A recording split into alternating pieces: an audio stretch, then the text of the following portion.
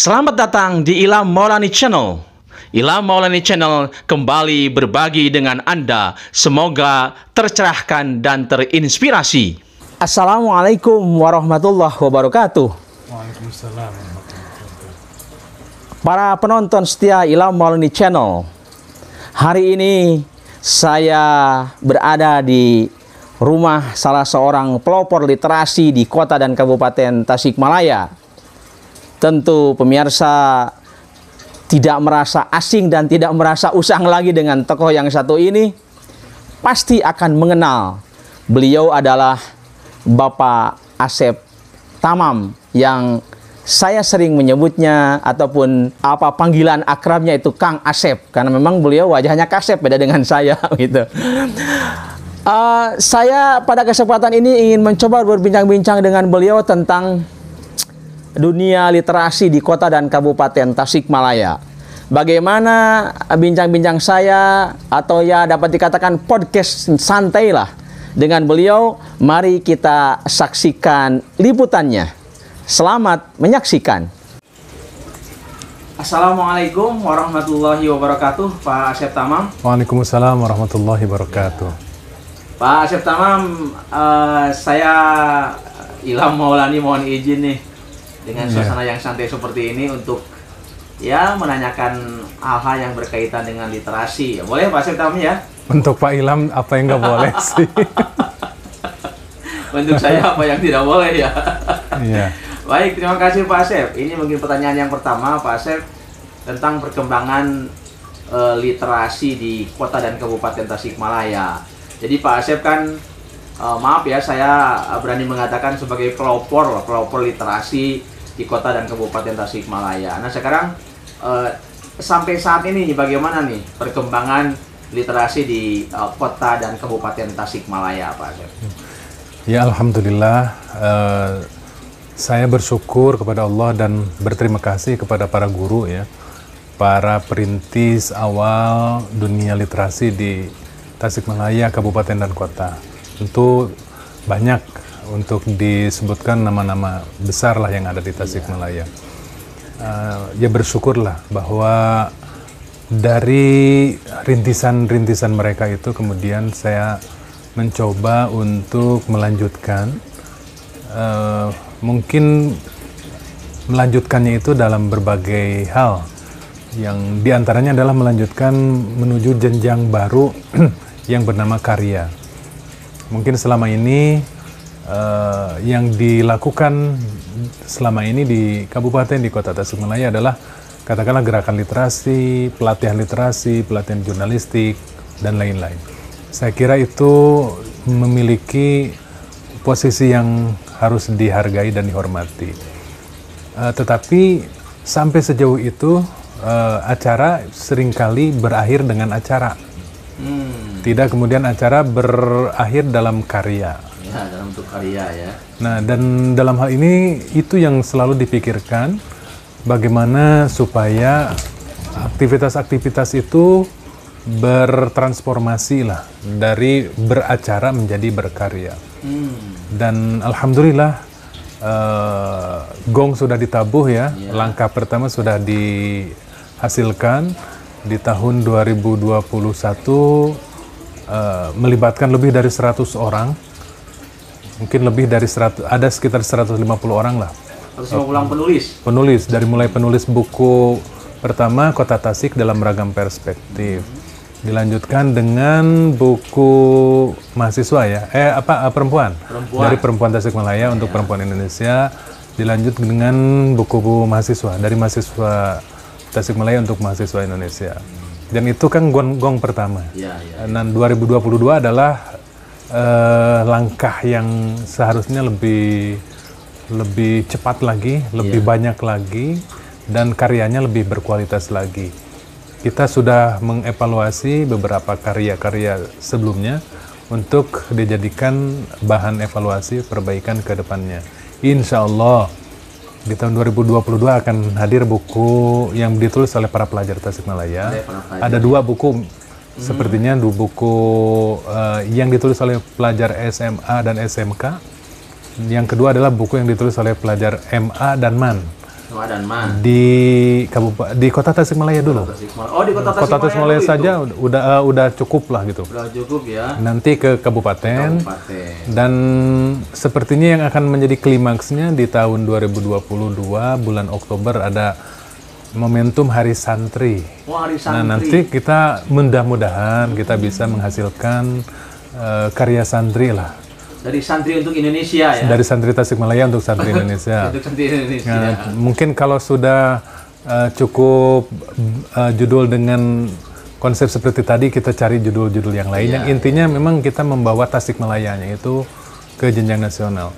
Saya juga alhamdulillah ya Pak Ilham, perkembangannya itu diantaranya selain dari apa yang kita saksikan, karya yang sudah di launching, kita juga secara diam-diam sudah bekerja untuk menghasilkan forum-forum literasi. Forum-forum literasi. Iya. Contohnya ini Pak Asep, forum-forum apa saja nih yang? Iya, 2021 kita bisa menghasilkan Formalista, Forum Mahasiswa Penulis Tasikmalaya. Iya. Jadi kalau dulu ada Cibutabasi itu tidak ada kaitannya dengan dunia menulis. Iya. Nah, kalau Formalista itu Forum Mahasiswa Penulis Tasikmalaya. Ada juga forum para penulis perempuan, ada namanya Tulip. Tulip. Ya, teras untuk literasi perempuan. Kemudian insya Allah kemarin juga dari 10 kampus untuk buku mahasiswa itu menghasilkan 10 forum literasi mahasiswa. 10 forum literasi mahasiswa. Iya, dan insya Allah kita juga sudah mulai bergerak di bulan Februari akan mencoba buku kedua mahasiswa. Sama dengan perempuan juga, buku kedua perempuan itu di startnya itu pada bulan Februari. Yang itu mungkin menyisir yang belum. Kemarin banyak yang protes, kok nggak diajak? Kenapa dia nggak diajak ya? Iya, kemudian juga yang mahasiswa itu juga karena di Tasik ada 24 kampus, yang kemarin baru 10 kampus ya, 14 kampus kita ajak dan juga kita gagas untuk membuat forum-forum literasi di kampus-kampus itu. Jadi mudah-mudahan di tahun 2022 ini semua kampus itu sudah ada forum literasi, juga ada forum Tulip, ada Formalista, dan ada kakak dari semuanya sebetulnya namanya Gumelis ya. Gumelis ya, forum guru menulis ya. Ya, forum Gumelis itu Pak Ilham ya, nyawanya ada di Pak Ilham lah. Ikut sama-sama dengan Kang Asep ya. Nah, sebetulnya setelah Gumelis juga ada Gurame, Pak Ilham. Oh, Gurame ya? Apa Gurame itu guru, Ra itu RA. Me itu menulis. Guru RA menulis. Ya. Itu luar biasa ya dari. Ya. Insya Allah bulan April karya mereka hadir. Akan launching juga. Kemarin dari guru-guru RA. Iya, kemarin mereka kesini dari 10 kecamatan. Kumpul di sini untuk karya bersama para guru RA. Luar biasa. Ini dari satu titik literasi berarti menyebar ya Pak Asep, dan memang ini yang kita harapkan. Mungkin target akhirnya di samping ada forum-forum tadi menulis di kalangan mahasiswa, kemudian juga di pelajar, di guru, kemudian tadi di guru RA, kemudian ada forum literasi perempuan. Targetnya mungkin target akhirnya kita ingin Kota Tasikmalaya atau kabupaten ingin menjadi kota literasi ya Pak Asep? Ya, sepertinya ke arah sana bisa terwujud lah. Ya. Setelah semua sekolah sudah punya forum literasinya, semua kampus sudah punya forum literasinya, kemudian kita juga tidak sekedar untuk rame-rame beracara. Jadi konsepnya beracara, berkarya, berprestasi. Nah, beracara, berkarya, dan berprestasi. Nah, kenapa itu disampaikan? Karena mungkin selama ini kita baru selesai pada beracara. Beracara, ya, hanya seremonial belaka ya. Ya, ini juga kebetulan misalkan sampai ke berkarya. Berkarya juga kalau tidak sampai berprestasi juga. Nah, makanya. Greget ya. Ya, mudah-mudahan 3 elemen penting dari gerakan literasi itu bisa sampai ke sana. Nah, tetapi mungkin ada satu hal yang perlu disampaikan bahwa gerakan kita bukan sekedar gerakan menulis. Betul. Tapi yang lebih penting diantaranya kita kan bekerja sama, bersinergi dengan beberapa elemen. yang hubungannya dengan dunia baca. Dunia baca ya. Jadi gerakan besarnya itu di 3 hal ya Pak Ilham. Iya. Ya, gerakan kita tidak sekedar sampai di dunia menulis. Ada 2 dunia lain yang sebetulnya lebih penting atau mungkin sama pentingnya, yaitu dunia membaca dan dunia diskusi. Membaca dan diskusi. Diskusi ya. Membaca dan diskusi. Jadi gini, ada orang yang jago menulis, jago membaca, tetapi mungkin di kelas diam. Oh iya. Padahal mungkin dalam jiwanya, dalam dirinya terkandung ilmu yang banyak. Banyak yang dalam. Nah, jadi dunia intelektual itu bagi saya tidak lebih dari 3 elemen tadi. 3 elemen itu Ya, ya. dan semuanya diawali dari membaca. Orang yang jago menulis pasti jago membaca. Orang yang jago berdiskusi pasti jago membaca. Karena apa yang disampaikannya akan berbobot ketika memiliki referensi. Nah, ya, jadi itu yang sebetulnya yang menjadi bagian penting dari perjuangan pergerakan dunia literasi ya. yang sedang dikembangkan di Tasikmalaya. Tasikmalaya. Begini Pak Asep, tentu kan kita berharap apa yang kita tulis itu pada tataran akhirnya justru bisa berpengaruh kepada para pembaca. Misalkan kita menulis tentang sesuatu yang yang bersifat kritik lah gitu, kritik yang membangun. Berarti kan yang dikritik itu sebetulnya diharapkan bisa membaca dan melakukan sesuatu yang dikritisi begitu. Itu contohnya, mungkin seperti itu ya Pak Asep ya? Iya, memang gerakan literasi itu seringkali orang memfokuskan dalam dunia baca atau memfokuskan dalam dunia tulis. Padahal gerakan literasi itu adalah gerakan untuk mengajak orang membaca, mengajak orang menulis. Nah, di antara yang dibaca adalah apa yang mungkin di dalam dunia baca itu ada yang mana yang lebih penting, mana yang penting, mana yang tidak penting, mana yang kurang penting, seperti itulah gitu. Nah, ya diharapkan ketika misalkan gerakan menulis ini menghasilkan karya, dan karya ini juga dikampanyekan untuk bisa dibaca oleh sebanyak mungkin orang. Kalau Tasik, kalau buku misalkan tentang Tasik ya, ini baru 3 nih. Mudah-mudahan di tahun 2022 bisa menjadi 5-10 lah gitu. Nah, diharapkan juga pembacanya banyak. Nah, jadi bagaimana mengkampanyekan dunia menulis itu juga sinergis dengan mengkampanyekan dunia membaca. Artinya buku-buku ini layak. Dan bagi saya ya, dari karya-karya anak-anak Tasik ini, setidaknya nanti bagi mereka yang ingin melakukan penelitian tentang Tasik, maka buku ini adalah buku yang representatif, buku yang otoritatif untuk menjadi referensi penting atau referensi utama dalam penelitian.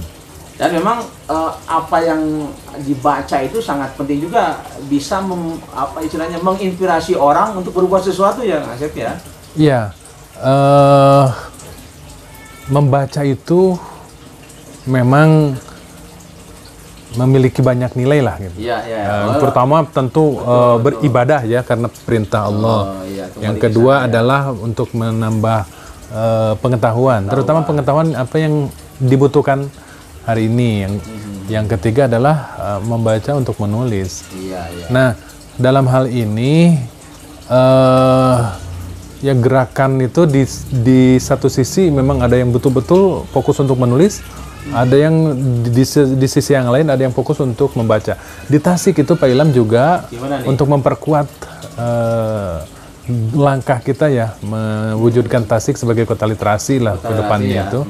Sebetulnya di Tasik ada satu kampung yang mungkin untuk di nasional ada 1-2 lah gitu. Tapi untuk di Tasik baru 1. Di Jawa Barat baru 1. Itu adanya di Tasik, di Ciberem, di Kota Baru, perumahan Kota Baru. Namanya Kalista, Kampung Literasi dan Sadar Arsip. Nah, dan itu juga sama memiliki keterkaitan irisan yang kuat dengan perpustakaan. Dalam hal ini memang Perpustakaan Kota Tasik saya apresiasi cukup aktif untuk membina dan menjadi bagian penting dalam gerakan-gerakan ini. Gerakan ini ya. Iya, Kalista itu adanya di Perum Kota Baru di Ciberem. Yaitu satu kampung itu sadar literasi. Sadar literasi. Pak Asep, sinergi dengan berbagai pihak untuk menggaungkan literasi ini memang sebuah keniscayaan ya Pak Asep ya. Iya, iya. Kira-kira nih untuk menggaungkan atau membumikan semangat literasi ini, pihak-pihak mana saja nih yang sangat urgen untuk disinergikan itu Pak Asep? Ya, tentu yang pertama adalah Dinas Perpustakaan dan Kearsipan Daerah, Dispusipda. Yang kedua adalah elemen-elemen yang bergerak dalam dunia yang berhubungan dengan literasi seperti FTBM, kemudian juga perpustakaan-perpustakaan kampus, kemudian juga forum-forum literasi yang ada, kemudian juga dengan pimpinan-pimpinan lembaga pendidikan, para rektor, para kepala sekolah tinggi, para kepala sekolah, dan lain-lain. Selain itu juga kita juga membutuhkan media untuk bisa memberitakan kegiatan-kegiatan kita, yaitu media online. Tentu lebih cepat dan lebih tinggi sebetulnya dari itu adalah media cetak, media elektronik, dan lain-lain. Tetapi ya semuanya lah gitu. Kita tidak bisa bergerak sendiri. Betul. Harus ada pihak-pihak lain. Ya, misalkan ini juga dalam mewujudkan 3 buku itu juga ya saya tidak bekerja sendiri, ada tokoh-tokoh, ada orang-orang hebat di belakangnya yang tanpa mereka itu tidak akan terwujud. Ya, berarti apa-apa ya. Berarti sebetulnya semua kalangan masyarakat, termasuk juga dukungan dari pemerintah ya, itu harus betul-betul bersinergi, berkolaborasi untuk menciptakan suasana literat gitu Pak Asep ya. Iya, dan ini Pak Ilham, bagi saya ini masuk ke wilayah perjuangan. Perjuangan ya? Iya. Setiap perjuangan pasti ada pengorbanan ya? Ada pengorbanan dan ada kesulitan-kesulitan tertentu. Nah, berbicara tentang kesulitan, saya menuju ke sana nih Pak Asep, maaf. Iya. Selama ini yang Pak Asep rasakan kesulitan apa ya? Tentang upaya untuk memperjuangkan tegaknya literasi ini. Ya, di balik kesulitan memang ada kemudahan ya, bahwa hari ini saya tidak terlalu dicurigai dalam hal seperti ini. Maksudnya begini, dulu saya pernah tahun 2012 mencoba untuk mengajak para siswa, para peserta didik SMA lah untuk menulis pada buletin Masjid Agung dulu itu. Buletin Masjid Agung, ternyata dari lebih dari 60 sekolah itu yang bisa kita sinergiskan tidak lebih dari 10 sekolah. Selainnya memang apalagi dulu itu mungkin lagi musim-musimnya LSM, wartawan-wartawan abal-abal, UK-UK yang seperti itu. Jadi saya datang juga dianggap sebagai seperti atau bagian dari mereka. Nah, sekarang ini alhamdulillah kemudahan sudah dirasakan. Artinya para pihak-pihak yang kita datangi tidak lagi berpikir macam-macam aneh-aneh lah tentang kedatangan kita. Kesulitan itu tidak sekedar dari apa yang terjadi di lapangan, tetapi memang dari realitas, Pak Ilham. Katakanlah misalkan dunia menulis itu adalah dunia representasi, sama dengan dunia intelektual lah. Tidak semua orang menjadi intelektual misalkan di Tasikmalaya. Sama juga dengan dunia menulis. Dunia menulis juga hanya representasi, hanya perwakilan saja. Dari ribuan mahasiswa misalkan kemarin yang mampu baru 38. Dari perempuan yang begitu banyaknya yang mampu baru 46. Dari seperti itulah gitu. Nah, misalkan ke depan kita mau menggagas lahirnya buku pelajar. Ya, di hadapan kita sebetulnya ada tembok besar yang berupa pertanyaan, mampukah mereka gitu? Dan bisa gak kami sebagai penggagas dan eksekutornya mampu melakukan itu? Nah, di samping itu nilai perjuangannya adalah bahwa dunia ini bukan dunia yang menarik. bagi kalangan-kalangan tertentu. Iya, iya, iya, iya. Katakanlah bagi kalangan politisi. Karena di mata politisi, dunia literasi itu tidak menambah elektabilitas. Tidak menambah elektabilitas. Iya. Bahkan mungkin popularitas juga tidak ada pengaruhnya. Tidak ya, ada pengaruhnya mereka. sepertinya ya. Sepertinya. Makanya berbeda dengan misalkan ketika dihadapkan dengan dunia ekonomi, dunia yang memberikan efek elektabilitas dalam dunia politik. Nah, ini di antara tantangan dan kesulitannya. Katakanlah misalkan dengan menghadirkan tiga buku ini ya. Kebetulan sayanya juga yang tidak agresif kepada eksekutif atau kepada legislatif. Kita tidak agresif untuk menawarkan, meminta segala sesuatunya lah gitu. Ya, dan memang konsep dari teman-teman, dari sahabat-sahabat saya tidak. Janganlah, jangan ada istilahnya itu, jangan ada proposal di antara kita.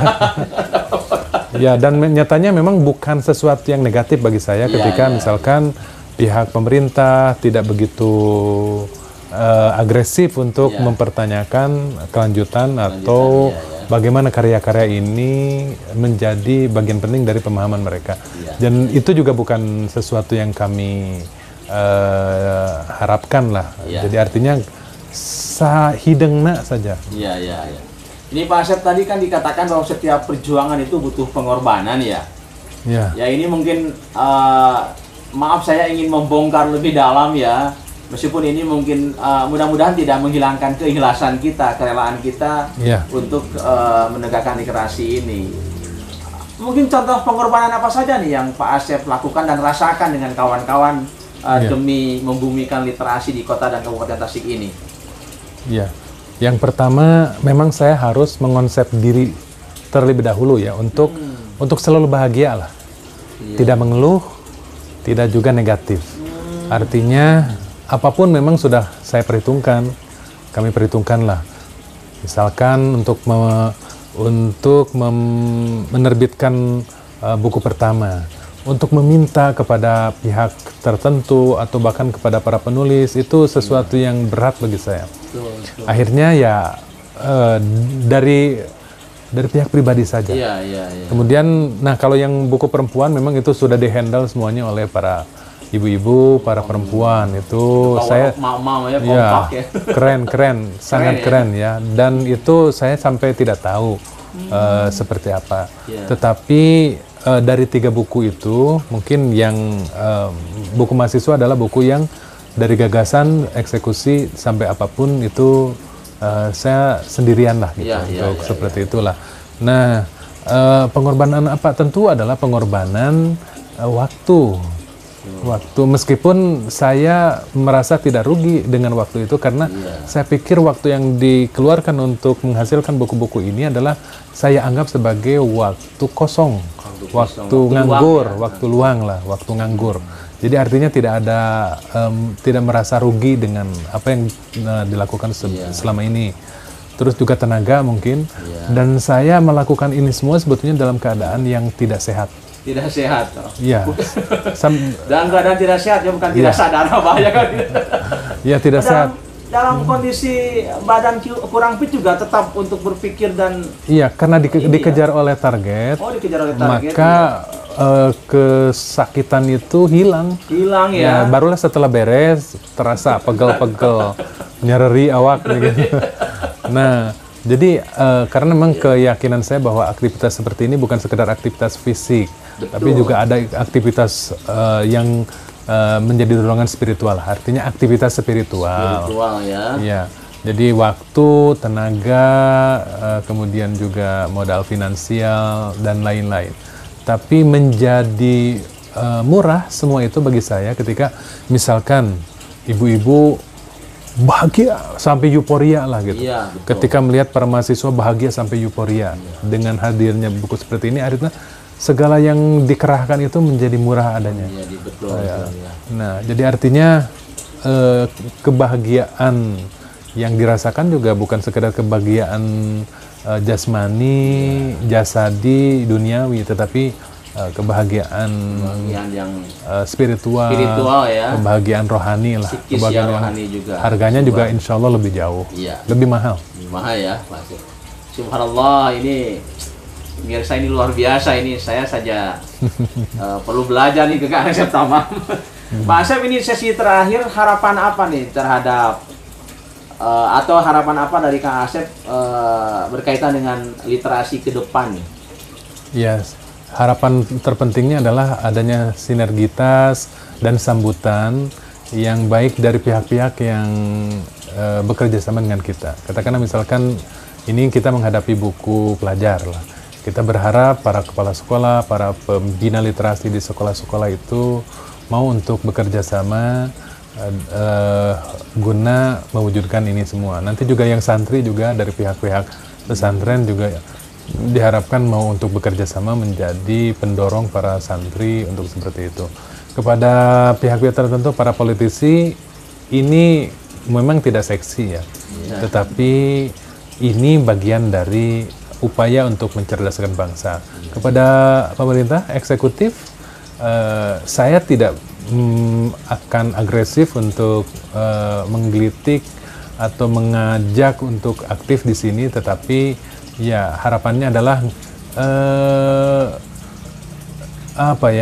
bahwa ini harus menjadi bagian yang bukan main-main, bukan herei lah gitu, tetapi sepele ya, bukan ya. Sesuatu yang memang berdampak terhadap indeks pendidikan, indeks kebahagiaan, dan indeks kecerdasan masyarakat Tasikmalaya, kota dan kabupaten. Iya. Baik, terima kasih Pak Asep Tamam atas bincang-bincang santainya dengan 3 kali ganti ikat kepala.